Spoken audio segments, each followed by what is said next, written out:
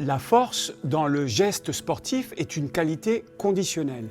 Quand on parle de force, on parle de force musculaire qui est à l'origine de tout geste sportif et de tout mouvement sportif. Sur le terrain, cette force s'exprime de différentes manières. Prenons l'exemple du concours complet où nous avons cette force qui doit être réitérée dans le temps de la compétition. Nous sommes donc en présence d'une force endurance.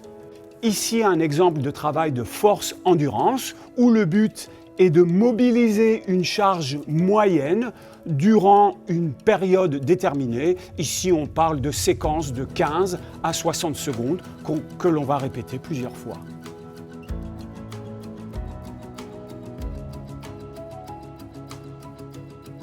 Autre exemple, celui du CSO, saut d'obstacle.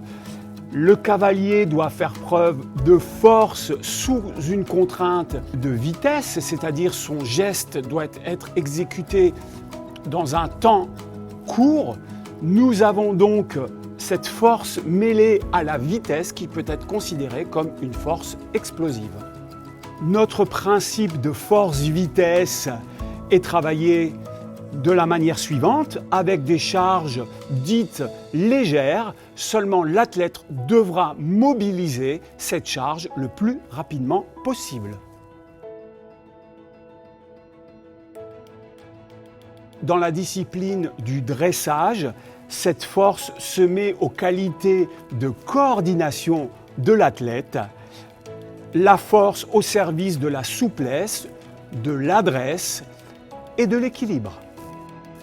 Cette force est également utilisée pour le bien-être du cavalier, pour le rééquilibrer, pour rééquilibrer sa posture, pour prévenir les blessures. On parle ici de renforcement musculaire.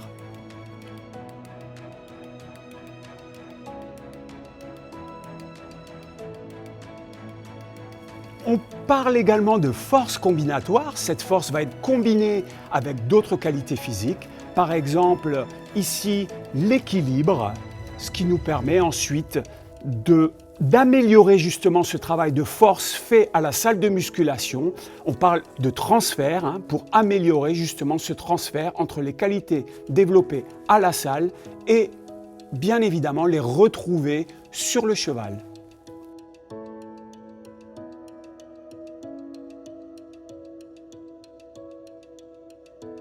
Le travail spécifique s'appuie sur des travaux un peu plus généraux, de façon à renforcer et bien évidemment à prévenir les blessures. Ici par exemple, le renforcement de la chaîne postérieure du cavalier.